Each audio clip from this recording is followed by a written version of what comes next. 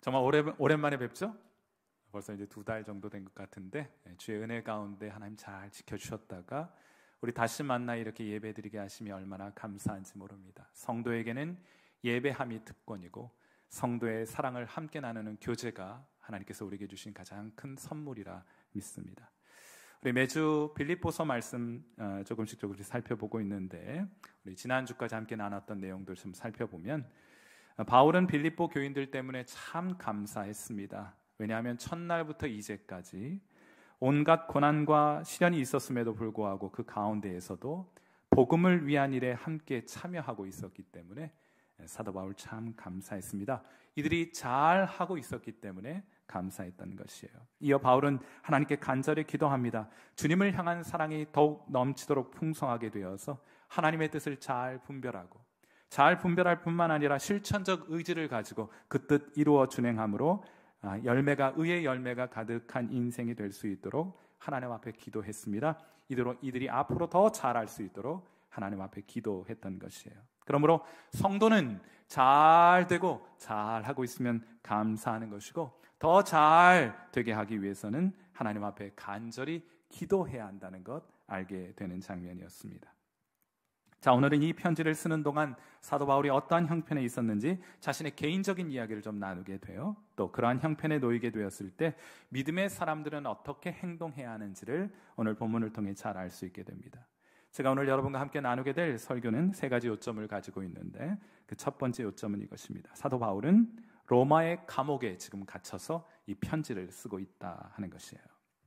빌립보서 1장 13절 말씀 다시 한번 보시면 이렇게 되어 있어요. 이러므로 나의 매임이 그리스도 안에서 모든 시위대 안과 그 밖의 모든 사람에게 나타났으니. 사도 바울은 제3차 선교 여행을 마무리하면서 예루살렘으로 돌아오게 됩니다. 그리고 거기서 체포가 되었어요. 그리고 재판을 받기 위해 로마로 압송되었습니다. 로마에 압송되어서 그는 어떤 상태에 있었는지 사도행전이 잘 묘사해주고 있는데 사도행전 28장 16절 말씀 함께 보겠습니다.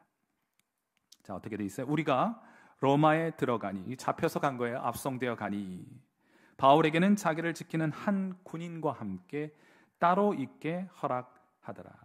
아마 처음에 로마에 도착했을 때에는 구금 상태에 있기는 있었지만은 자유롭게 사람들과의 만남이 허용되었던 모양이에요. 자, 그러면 이제 구금 상태, 가택 구금 상태, 연금 상태에 있는 상황인데 사람들이 사도 바울을 만나러 오게 되는 상황이죠. 그때 사도 바울은 무엇을 했느냐? 사도행전 28장 30절과 31절 사도 바울이 그 감옥에 연금 상태로 갇혀 있으면서 무엇을 했는지가 2구절에 잘 요약이 되어 있습니다. 뭐라고 되어 있어요? 바울이 온 이태를 2년 동안을 자기 셋집에 머물면서 자기에게 오는 사람을 다 영접하고 하나님의 나라를 전파하며 주 예수 그리스도에 관한 모든 것을 담대하게 거침없이 가르치더라. 그가 로마의 감옥에 갇혀 지내는 동안 복음을 전하여 영혼들 구원하게 되는 일을 하게 되는데 그때 구원함을 받은 영혼 가운데 한 사람이 누구냐? 바로 빌레몬서에 등장하는 오네시모입니다. 빌레몬서 1장 10절 말씀 한번 보세요. 갇힌 중에서 이 로마 감옥에 갇혀 있는 상태에서 낳은 아들 오네시모를 위하여 너에게 간구하노라. 사도 바울은 감옥에 갇혀서도 주의 복음을 증거하는 일을 쉬지 않습니다. 또 그가 감옥에서 얻은 영혼들은 빌립보서에서도 발견이 돼요. 자, 빌립보서 4장 22절 말씀 보겠습니다. 모든 성도들이 너희에게 문안하되 특히 가이사의 집 사람들 중 몇이니라고 말해요. 가이사가 누구입니까? 로마의 황제입니다. 그러니까 바울은 로마의 감옥에 갇혀 지내는 동안 로마 황제의 가족이거나 정확하게는 알 수 없습니다만 적어도 로마 황제의 측근들에게 복음을 전할 수 있는 기회를 얻게 된 거예요. 왜냐하면 재판받으러 로마로 갔고 로마 황제의 감옥에 갇혀 지내었기 때문에 로마 황제의 측근들을 만날 수 있었고 그들에게 복음을 전할 수 있는 기회를 얻게 되었던 것입니다. 참 놀랍지 않습니까? 참 신묘막측하지 않습니까? 바울은 주를 위해 헌신적으로 복음을 전하다가 감옥에 갇히는 신세가 되었습니다. 우린 그런 생각해요. 아니 어떻게 바울과 같은 헌신적인 성도에게 이런 일이 있을 수 있다는 말입니까? 여러분, 그런데 하나님의 관점에서 한번 생각해 보세요. 로마의 황제 측근에게 복음을 전하기 위해서는 로마로 가야 합니다. 누가 가야 합니까? 예수님 잘 믿는 사람이 가야 되는 거예요. 설렁설렁 예수님 믿는 사람 보내서는 좀 곤란하겠죠. 예수님 잘 믿는 사람으로 하여금 로마 황제의 측근들에게 복음을 전하게 하기 위해서 하나님께서는 이런 방법도 사용하시게 되는 거예요. 그러니까 때론 예수 잘 믿는 사람들에게도 이런 일 일어나기도 하는 것입니다. 일어납니다. 비교적 최근에 남편을 여위신 한 집사님이 기도를 하다가 문득 양산에 사시는 시댁 어른들에게 복음을 전해야겠다는 생각을 가지게 되었어요. 그런 마음의 부담을 하나님이 주셨습니다. 80이 넘으신 시댁 어른들, 평생 불교 신자였던 분들인데 아무튼 이 집사님께서 용기를 내어 두 시댁 어른들에게 말씀을 드렸어요. 예수님 영접하시라고. 그런데 여러분, 이게 웬일입니까? 이분들이 예수님 영접하시겠답니다. 그래서 젊은 나이에 세상 떠난 젊은 나이에 천국 간 아들, 나도 예수 믿고 그 아들 만나러 천국 가야겠다. 예수님 믿어야 되겠다. 이렇게 하셨다는 거예요. 이 집사님이 우리 아내에게, 제 아내에게 전화를 해왔어요. 우리가 가서 복음을 전해줄 수 있겠느냐고. 당연히 간다 했죠. 여러분, 이건 다 된 밥입니다. 그냥 숟가락만 얹으면 되는 일이에요. 이런 일 놓칠 수 없습니다.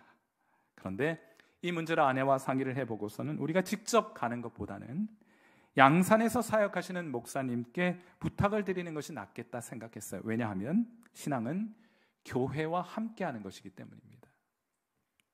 그래서 평소 알고 지내던 한 신실한 목사님께 전화를 해서 이 두 분을 부탁을 드렸어요.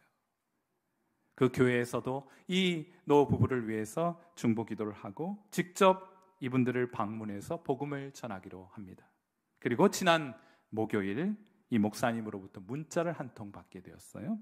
이분들이 예수님을 영접하시게 되었다. 그리고 사진을 하나 보내오셨는데 여러분 지금 사진 보고 계시죠? 제가 이 사진 보면서 너무 감격이 되더라고요. 야, 하나님은 아들의 죽음이라는 슬픔을 통해서도 이렇게 일하실 수 있는 분이시구나. 사랑하는 성도 여러분, 때로 예수님 잘 믿는 저와 여러분, 우리도 세상 사람들이 불행이라고 부르고 불행이라고 여겨지는 일 당할 때가 있습니다. 병들어 병원에 입원하기도 하겠고요. 사업에 실패하여 넋을 잃고 거리를 헤맬 때도 있고, 진학과 취업에 실패하여서 학원가를 어쩌면 전전해야 될지도 모릅니다. 하지만 여러분, 혹시 바로 그곳에 예수님을 믿고 구원을 받아야 할 영혼들이 있기 때문에 하나님께서 여러분들을 그곳에 보내신 것은 아닐까요? 우리는 그리스도의 종이어서 우리가 가야 할 것을 우리가 선택하지 않습니다. 하나님은 우리를 보내시는 것이고 하나님의 종인 우리는 그 명령과 보내심을 따라 그곳에 가서 하나님을 섬기는 일을 하게 되는 것이에요. 사랑하는 귀한 성도 여러분, 하나님께서 저와 여러분을 어디로 보내시는지 바로 그곳에서 하나님을, 그 귀한 하나님을 섬기시는 귀한 은혜 있게 되기를 주님의 이름으로 축원합니다. 이것이 첫 번째 요점이에요. 사도 바울은 감옥에 갇히게 되었는데 하나님 그곳으로 보내신 줄 알고 그곳에서 주님을 섬기는 일을 마다하지 않고 부지런히 복음을 증거하였다. 두 번째 요점은 이것인데, 이렇게 감옥에 갇혀 있는 상황인데 바울 주변에는 잘못된 동기로 복음을 전하는 사람들이 있었다는 것이 두 번째 요점이에요. 사도 바울이 복음을 전하다가 감옥에 갇히게 되었다. 또 그곳에서도 부지런히 복음을 전하여 영혼을 구원하는 일들을 감당하고 있다는 소식이 알려지자 교회의 신실한 형제들에게는 이것이 거룩한 도전이 되었습니다. 빌립보서 1장 14절 말씀 함께 보도록 하죠. 자, 우리 같이 한번 읽어주세요. 시작. 형제 중 다수가 나의 매임으로 말미암아 주 안에서 신뢰함으로 겁 없이 하나님의 말씀을 더욱 담대히 전하게 되었느니라. 여기 다수라고 되어 있는 이 표현은 그냥 많은 형제 중에 많은 형제들이 이런 뜻이 아니에요. 여기 자세히 살펴보시면 비교급이 사용이 되었습니다. 더 많은 형제들이, 기존에 복음을 전하고 있던 형제들 말고 그렇지 않고 있었던 두려움으로 위축되어 있던 형제들도 더 많이 그 복음 전하는 일에 참여하게 되었다는 뜻이에요. 그래서 대부분의 영어 성경을 살펴보시면 이 단어를 most, 대부분이라고 번역을 해놓았어요. 바울이 복음 전하다가 감옥에 갇히게 되었고 거기서도 복음을 전하여 구령의 열매를 맺고 있다는 소식을 듣고 더 많은 형제들이, 아니 대부분의 형제들이 복음 전하는 일에 참여하게 되었다는 것을 말해주고 있는 것이에요. 여러분, 간증의 유익이 여기 있습니다. 좋은 간증을 TV를 통해서나 책을 통해서 자주 접하셔야 될 이유가 여기에 있어요. 거룩한 도전을 받아 복음을 전하고 하나님을 기쁘시게 하는 일에 참여할 수 있는 동기를 부여받을 수 있기 때문입니다. 사랑하는 귀한 성도 여러분, 여러분 인생 가운데 살아가시는 중에 좋은 간증들을 많이 만나게 되는 귀한 은혜 있게 되기를 주님의 이름으로 축원합니다. 자, 그런데 기억하세요. 여러분 언제나 이 사실을 기억하셔야 합니다. 하나님의 역사가 강력하게 나타나는 곳에 사탄의 역사도 대단하게 나타나는 거예요. 언제나 기억하셔야 돼요. 하나님께서 우리 교회 가운데 역사하셔서 하나님의 부흥의 일들을 나타내 주실 것을 기대하고 기다리고 있습니다. 그런데 그 역사가 우리 가운데 나타나면 사탄도 못지않게 강력한 역사를 나타나게 되는 거예요. 빌립보서 1장 17절 말씀입니다. 그들은 나의 매임에 괴로움을 더하게 할 줄로 생각하여 순수하지 못하게 다툼으로 그리스도를 전파하느니라. 여러분, 복음을 전하는 것은 좋은 것이지만 얼마든지 나쁜 동기로 그렇게 할 수 있습니다. 신앙생활 열심히 하는 것은 좋은 것이지만 얼마든지 나쁜 동기로 열심 낼 수 있는 거예요. 이들은 바울을 시기하고 질투하여 그를 무너뜨리기 위하여 복음을 전하고 있었던 것입니다. 얼마든지 그런 일 있을 수 있습니다. 그건 세상에서도 마찬가지 아니에요? 성실하게 인생을 살아 잘 되고 성공하는 것은 좋은 것입니다. 저는 우리 귀한 성도들이 이 땅을 살아가면서 성실하고 정직하게 살아감으로 이 세상에서도 성공을 누리며 살아가는 그런 귀한 은혜가 저와 여러분에게 있게 되기를 바라요. 그런데 어떤 사람들은요, 원수 갚기 위해서 잘 되려는 사람들이 있습니다. 우리 주변에는 그런 사람들이 있어요. 자기를 무시하고 억울하게 만든 사람들이 있다고, 그 사람들에게 본때를 보여주겠다고 열심히 사는 사람들이 있습니다. 좋습니다. 그래서 잘 되고 그래서 원수 갚았다 칩시다. 자, 그럼 행복해지겠습니까? 인생의 목적이 원수 갚는 것이고 다른 사람들 무너뜨리는 것인데 그 인생에 행복이 있을 수 있겠습니까? 혹시라도 그런 동기로 이 땅을 인생을 살아가는 분들 계시거든. 오늘 예배 자리에 오신 김에 그런 인생의 계획들, 인생의 목적들 다 내려놓으시고 하나님 주시는 거룩한 인생의 목적으로 다시금 살아가시게 되는 그런 귀한 은혜 있게 되기를 바랍니다. 자, 아무튼 바울 주변에는 잘못된 동기로 복음을 전하는 자들이 있었습니다. 아마도 자신들이 열심히 로마 제국의 질서를 해치는 것으로, 그렇게 정치적인 것으로 인식되기를 바라는 마음으로 열심 냈던 사람들이 있었던 것 같아요. 그래야 같은 제목으로 감옥에 갇히게 된 바울이 곤란해질 것 아니겠습니까? 그래서 열심 내는 사람들이 있었던 모양이에요. 자신들의 옳음을 입증하기 위해서 꼭 다른 사람 무너뜨려야 직성이 풀리는 사람들이었던 모양입니다. 사랑하는 성도 여러분, 여러분이 옳다고 생각하시면 옳은 대로 살아가시면 돼요. 굳이 다른 사람을 무너뜨려 가면서까지 자신의 옳음을 입증할 필요는 없다고 생각합니다. 여러분, 그런 인생 살지 마시고 이왕이면 주를 위해 수고하는 사람들 칭찬하고 격려하는 성도로 살아가시게 되기를 주님의 이름으로 축원해 드립니다. 그것이 성도의 마땅한 바입니다. 척 스윈돌이라는 목사님 계신데 20세기 후반 미국 최고의 설교자 가운데 한 사람입니다. 그런데 이분의 과거의 이력을 살펴보시면 참 재미있는 거 발견하게 돼요. 이 세계적인 또 탁월한 설교자 척 스윈돌에게도 젊은 시절 2군데 이상의 교회에서 인정을 받지 못해서 교회에서 나가게 돼요. 그리고 한 교회에서는 설교를 못한다고 쫓겨나기까지 했습니다. 그러다가 그가 남캘리포니아의 한 교회에 부임하게 됩니다. Evangelical Free Church라는 교회에 부임을 하게 돼요.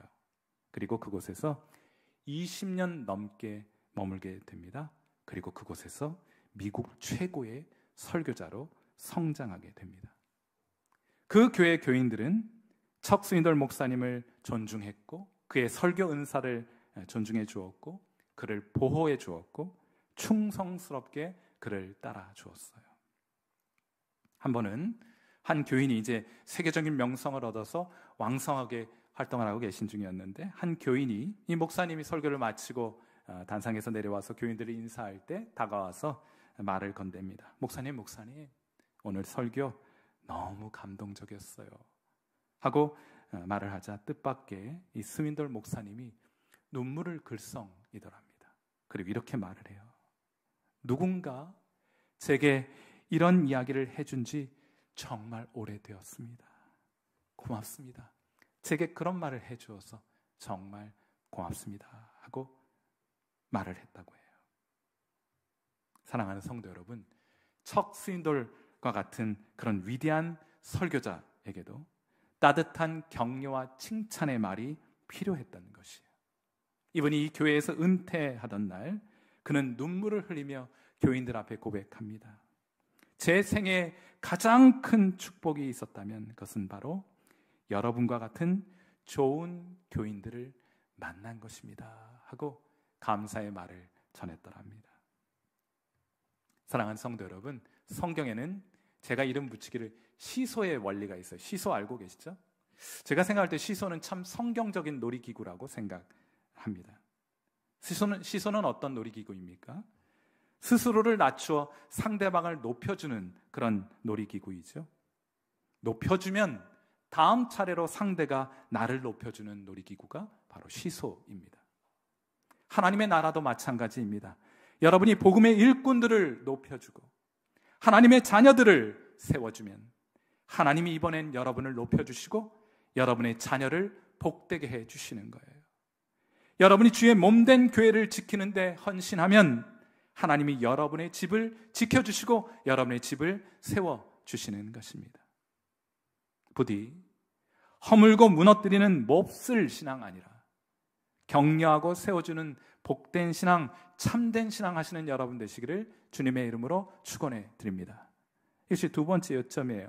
사도 바울은 지금 감옥에 갇혀 있습니다. 그런데 바깥쪽에서는 그릇된 동기로 사도 바울을 무너뜨리고자 하는 마음으로 신앙적 열심을 내는 사람들이 있었다. 마지막으로 바울은 이 속상한 중에서도 좋은 점을 찾아낼 수 있는 비상한 능력이 있었다고 말할 수 있겠습니다. 여러분, 말씀드렸던 것처럼 바울 주변의 어떤 이들은 그릇된 동기로 복음을 전했습니다. 바울 괴롭히고 무너뜨리기 위해서 복음을 전했어요. 이 사실 알고 바울 얼마나 속이 상했겠습니까? 얼마나 외롭고 서글펐겠습니까? 칭찬받고 격려받아도 그 일 감당하기 녹록치 않은데 비방하고 허물고 무너뜨리기 위한 사람들이 있다는 소식 듣고 얼마나 답답했을까요? 그런데 여러분, 사실 이 편지를 받아보고 있는 빌립보 교인들도 바울과 똑같은 상황에 놓여 있었습니다. 이들은 외적으로 복음 때문에 핍박을 받는 상황이었고 내적으로는 서로 다투고 있는 상황이 아니었습니까? 똑같은 상황인 거예요. 그러니 이들이 궁금했겠죠. 우리와 똑같은 상황에서 영적인 거장 사도 바울은 어떤 식으로 반응하게 되는 것일까? 궁금하지 않았겠어요? 바울이 이들의 질문에 대하여 이렇게 답변합니다. 빌립보서 1장 18절, 여러분 함께 고백해 보세요. 같이 읽습니다. 시작. 그러면 무엇이냐? 거칠애로 하나 참으로 하나 무슨 방도로 하든지 전파되는 것은 그리스도니 이로써 나는 기뻐하고 또한 기뻐하리라. 내 감옥에 있어도 기뻐하지만 나를 무너뜨리기 위해 복음을 전하는 사람들이 있다 하더라도 나는 또한 기뻐하리라 하고 이중 기쁨, 그 기쁨으로 하나님 앞에 서 있는 거예요. 이들이 나를 공격하기 위해 그리스도를 전파한다는 것을 내가 잘 알고 있어. 하지만 그러면 어때? 그리스도가 전파되고 있잖아. 그것이 정작 내가 하고 싶어하는 일이잖아. 이들이 나를 욕하고 무너뜨리려고 하는 것은 속상한 일이기는 하지만 그래도 이들이 부지불식간에 내가 하려는 일에 함께하고 있는 거잖아. 이 점만 주목해 보자. 하나에서부터 10까지 완벽한 조건이 갖춰질 때까지 기도할 필요 없어. 바로 지금 기뻐할 이유가 발견되는 바로 지금 그것으로 기뻐하면 되는 거야 하고 말해주고 있는 것 같아요. 여러분, 기쁨은 주어지기도 하지만 주어지는 것만 기다려서는 곤란해요. 기쁨을 선택할 줄 아는 성도 여러분 되시기를 주님의 이름으로 축원합니다. 정글박쥐라고 있어요. 어둠 속에서 짐승들을 잡아먹고 살아가는 정글박쥐.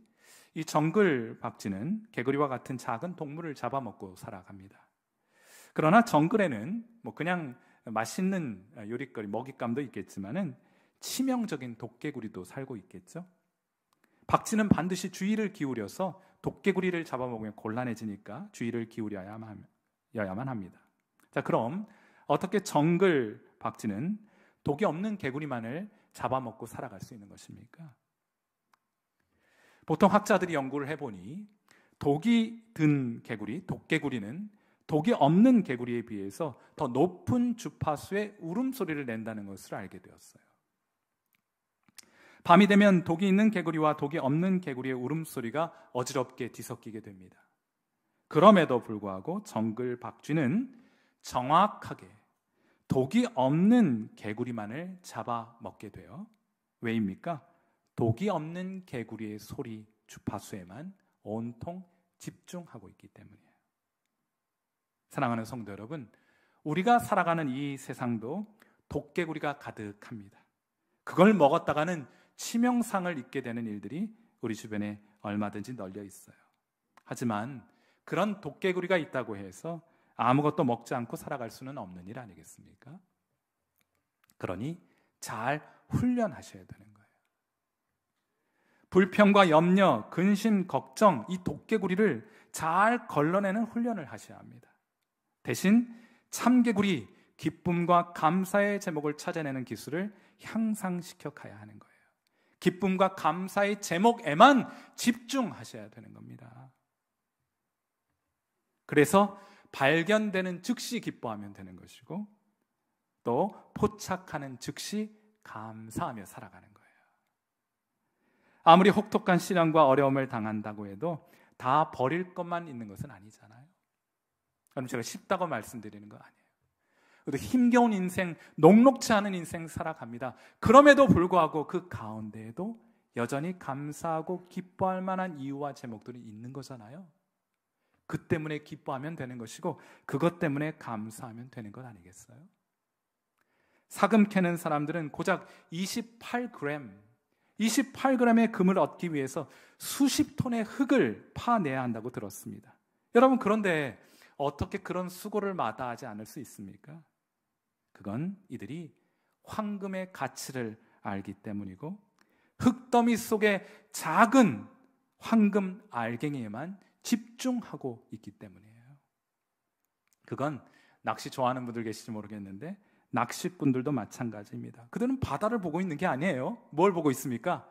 바다를 유유히 헤엄치는 물고기를 집중해 보고 있는 거예요. 그리고 그 물고기를 향해서 낚싯줄을 던지는 것이 아니겠습니까?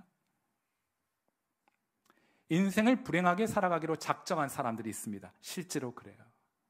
그들은 늘 불평거리만 찾습니다. 참 기가 막히게 찾아내요. 잘 되는 일, 감사하는 일 쌓였는데도 그걸 보지 않습니다. 안 되는 것, 부족한 것, 마음에 들지 않는 것에만 온통 집중하여서 불평하고 불만합니다. 여러분, 그것도 은사라고 한다면 그건 틀림없이 마귀의 은사, 사탄의 은사입니다. 동산 나무실과 다 먹어도 좋고 다 놔두고 그 맛있고 좋은 열매 다 놔두고 하나님께서 먹지 말라고 하신 그 딱 하나의 나무 열매 없다고 불만을 느끼게 만드는 것이 무엇입니까? 누구입니까? 사탄이잖아요. 사랑하는 성도 여러분, 저절로 주어지겠지 하고 기다리고 계시지 말고 감사할 이유들을 적극적으로 찾아내시는 여러분 되시기를 주님의 이름으로 축원합니다. 여러분, 주변을 한번 돌아보세요. 주변을 한번 살펴보세요. 왜 감사한 일, 기뻐할 만한 일이 없겠습니까? 여러분 주변에 사금처럼 박혀 있을 것이에요. 물론 속상한 일도 많이 있겠지만 감사한 일들도 적지 않이 발견할 수 있게 될 것입니다. 성도는 값진 것을 볼 수 있는 안목을 가지게 된 사람들이에요. 흙더미 속에서도 황금을 찾아낼 수 있는, 그 때문에 감사하고 기뻐할 수 있는 사람이라고 믿습니다. 부디 여러분 한 주간 살아가시는 동안 힘겹고 불평과 또 비난할 거리 참 많이 있겠지만 그런 건 좀 그런 도깨구리 좀 외면하시고 오히려 감사하고 기뻐할 수 있는 이유들과 제목들을 찾아 기뻐하고 감사함으로 하나님께 영광을 올려드리는 귀한 성도로 승리하는 삶 살아가시는 여러분 되시기를 주님의 이름으로 축원합니다. 우리 함께 기도하도록 하죠.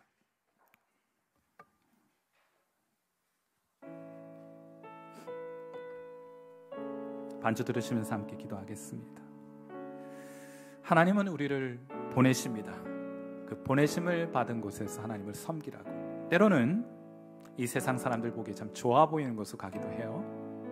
때로는 정말 가기 싫고 이 세상 사람들이 보기에 불행이라고 여겨지는 만한 곳으로 때론 하나님 우리를 보내시기도 합니다. 우리는 그리스도의 종, 하나님의 종이어서 우리가 선택하지 않습니다. 우리는 보내시면 보내심을 받은 곳으로 가요. 그리고 바로 그곳에서 주님을 섬기고 주님의 이름을 드러내고 주님의 뜻을 분별하여 주님을 영화롭게 하는 일을 감당하게 되는 것입니다. 행여 오늘 이 자리 힘겹고 낙심이 되는 상황 가운데 계신 분들이 계실 텐데 하나님이 여러분과 함께 하시고 하나님이 여러분을 그곳으로 보내셨다면 그곳에서 여러분이 하셔야 할 일들을 찾고 발견하게 될 거예요. 부디 그러한 마음으로 여러분이 보내심을 받은 곳에서 주님을 섬길 수 있도록 하나님 힘 주시도록 지혜 주시도록 그렇게 기도할 수 있기를 바라고, 두 번째로는 다른 사람들 무너뜨리는 일 멀리 하시고 대신 격려하고 칭찬하고 세우는 성도가 될 수 있도록 위해서 기도해 주시고, 마지막으로 불평을 버리고 창의적이고 적극적으로 감사 이유들을 찾아서 하나님께 영광을 올려드리는 성도가 될 수 있도록 이 시간 함께 반주 들으시면서 기도하는 시간 같습니다. 기도하겠습니다.